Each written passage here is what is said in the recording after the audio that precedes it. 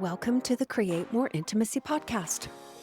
I'm Elisa Stoddard, and I help men stop chasing sex and start building real connection so they finally feel close, connected, and wanted again. Hey, I'm glad you're here today.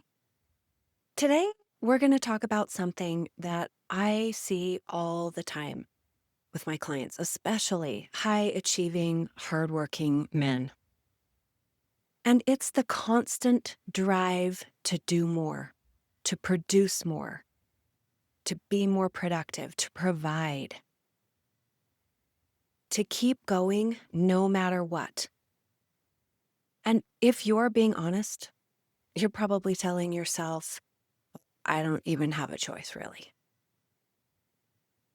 And yeah, absolutely, people count on you.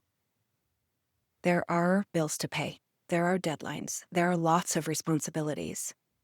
And often you think you're the steady one, the provider, the one who keeps it all moving forward, financially or otherwise. Because what I've seen and what we're going to explore today is what happens when that drive becomes your whole identity. Because when you believe that your worth is tied to what you do, it becomes nearly impossible to slow down. And it's even harder to feel good about yourself when you're not producing. That's why it's so hard to sit still. And if no one has ever said to you before, let me just say it today, right now. Your worth does not come from what you produce. You are allowed to rest. You are allowed to enjoy your life. I didn't always have words for this pattern, but I have watched it unfold right in front of me in my own family with my husband. Years ago, when he was earlier in his career and was working himself into the ground, he put in so many hours. And I observed him going in very early, hours before others, and working very late. And I think he was trying to prove his worth and be recognized by the people above him, like the owners or the managers. And I guess early on, he was chasing a title and that next nod of approval. And like a lot of companies, they were absolutely thrilled to take everything he gave. But that didn't mean they gave anything back. At the same time, he was training for marathons, and I'm talking like 7 every summer. And that brought him a lot of peace and joy. But it also meant that he would get up to run before going into work very early and running on his days off. And sure, from the outside, it looked like discipline in many ways, and it was. But what I also saw was a man trying to prove something. And he wasn't doing all of this just for fun or health or passion, I don't think. I think there was an element of chasing his worth. And it looked like building a title or being able to provide or a marathon time that he was very proud of. And the truth is that no boss and none of the finish lines, no amount of praise from me even, could ever fill that need. Because when you don't believe that you are enough already, there is no amount of doing that kind of thing that will fix it or fill that hole. And yes, he absolutely advanced, and he did get recognized, but that pressure didn't go away when the titles came. Because the real pressure wasn't coming from the outside. The employment didn't expect that from him. He expected it from himself. So it was coming from within. And from the outside, I am sure it looked very admirable, like a man who was very committed and hardworking and determined. But what it felt like on the inside was loneliness and watching him be exhausted and me wondering, Well, when does our family get your best? Because it wasn't after 12 or 14-hour days or 4-hour weekend runs. And if I'm being honest, I didn't praise him at all for all that hard work. Not because I didn't see it, but because I felt like I had to compete with it. So even the validation he did get, it didn't land the way he needed it to land. I see this same pattern with nearly every man I work with. They grow up being told by parents and teachers, coaches, that they're not living up to their potential. Back then, they pushed back against authority. They rolled their eyes, they talked back. But now, as grown men, they're trying to earn that approval that they never got or never lived into their best selves. And they're chasing success to prove something, usually to a parent who never praised them or isn't even here anymore. And they don't know when to stop. They don't know when they've made it because they keep moving their own goalposts. I had a client who was doing everything right, building a business, growing the business, providing well, showing up, but he couldn't stop. He worked late. He always had something to do and something to prove. And the harder he worked, the more disconnected he felt at home. And his wife would say things like, "You're never here," or "I'm married to a ghost," or "I have to do everything without you because you're never around." And even when he was in the room, it wasn't really with them. He was preoccupied. And the most heartbreaking part, he truly believed he was doing it for them, for his wife, for his kids, and for their needs. But what they actually needed was him.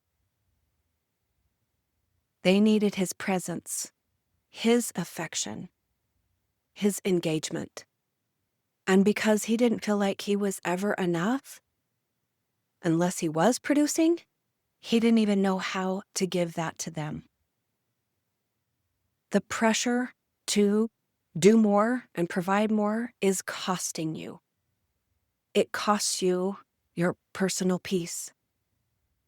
It costs you connection with your wife and your kids. And if we're honest, it costs you your relationship with yourself.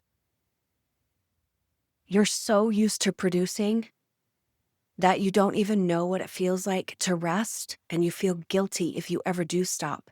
You feel like a failure if you're not constantly working towards something or achieving something. And you don't know how to relax without checking your phone. You don't know how to be with your family without checking out mentally. Partly because you aren't present enough to even know the important things in their life. And you sure don't know how to say to yourself, what I've done is enough for today. And I'm enough, even if I didn't do it all. Because you've never learned how to validate yourself. This belief that worth comes from doing, it starts early. I am sure you heard things like, don't be lazy, always work hard, never sit down. You're only as good as your last win. And maybe that came from a dad who only praised you when you did win, or a coach who yelled when you didn't deliver, or a teacher who told you that you'd never amount to anything unless you got serious. And you learned this message. If I want love and respect, I have to earn it. So now, as a grown man, you don't even know how to receive love if you're not doing something useful. You don't trust praise unless you've just achieved something and you think relaxing is lazy somehow. And your body and your relationship and your nervous system, they're the ones paying the biggest price. Let's talk for a second about what rest even means, because we probably need to define that. Because when I say you're allowed to rest, a lot of you don't even know what rest would look like. So I want to be clear. Rest isn't just napping and zoning out in front of a screen. Real rest is taking time doing things without rushing, having time for conversations, sitting still without feeling guilty. That is going to be hard, and you're going to have to learn how to do that. Saying, I've done enough for today, and actually believing it. Letting yourself be proud without waiting for someone else to say it first. Rest is giving yourself permission to just be, to show up for your wife without needing to impress her, for example, or to be with your kids and not have everything you say to them be some kind of life lesson. To be with yourself and feel peace instead of pressure. So we need to learn how to make that shift. So how does it even start? Well, it starts by noticing the question running in the background of your life, that one that says, am I doing enough to matter? And replacing it with something a lot better. Something like, who do I want to be when I'm sitting still and not producing? And I'll tell you, that's where the real power is. Because once you start believing that your worth doesn't come from what you do or what you produce, you stop resenting your wife for not saying the right thing, for not appreciating you and praising you.